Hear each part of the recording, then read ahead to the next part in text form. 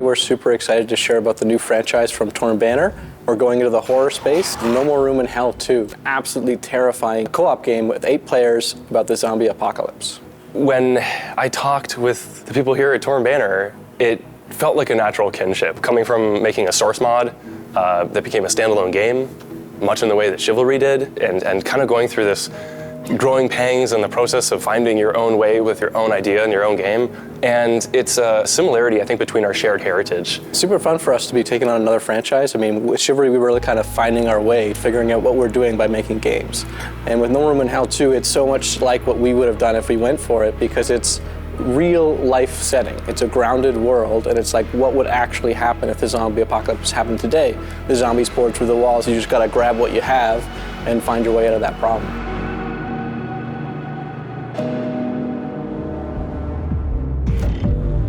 The map is large. Imagine playing through a zombie movie with your friends. It was exciting because a lot of us on our team are fans of the genre. So this was really our chance to re-angle and retell some of our favorite stories from films and graphic novels that we've consumed in our lives. One of the things that we set out to achieve was the darkness that you can relate to in real life. Not video game darkness, not video game nighttime, not even Hollywood movie nighttime. The ocean of darkness, we really wanted to wrap the player in this feeling where it's so dark and it's so high contrast that the player can't trust their surroundings.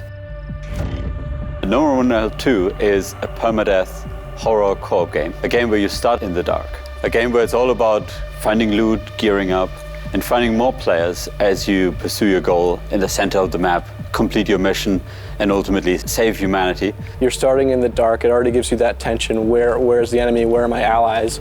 And it allows us to make light a resource, so everything that you do attracts zombies to you, and also lets your friends know where you're at. And the players slowly gear themselves up as they move through the map, finding more weapons and supplies, until they finally reach the power plant, where things have gone absolutely critical and it is hell on earth. The tension is at its highest point and the pressure can really be felt. The music, the ambience, the environment, the imposing nature of the plant itself all come together to really make you feel the critical nature of the situation. Really making sure that this feels like an intense cooperative experience. You need some stakes. There needs to be consequences for failure, and that's where permadeath comes in, where we got really inspired by some roguelike games and the notion of always re-rolling almost a new build and trying out new things with your character, getting invested in them, but then ultimately them meeting their fate and you restarting with then more options at your disposal. And at the same time, we wanted to balance it so it almost feels like it's a cliff that you're constantly climbing, and it's just hard to stay on that cliff because you're losing the character after a couple of runs. But every time it's a challenge to get home safely.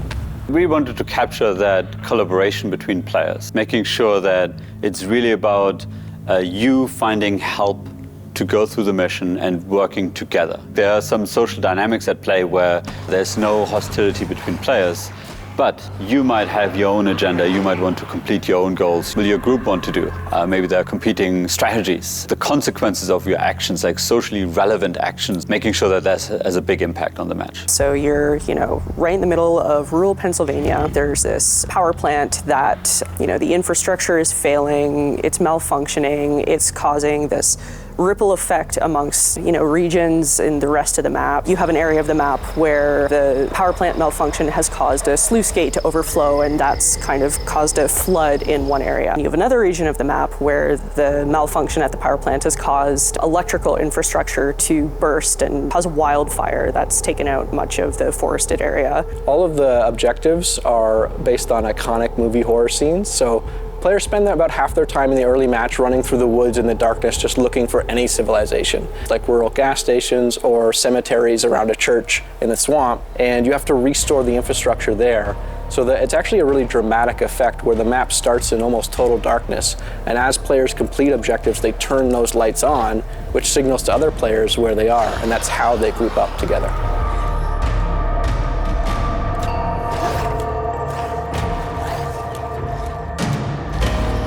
It's like a co-op game with consequences. And the fun becomes, how long can I survive the zombie apocalypse?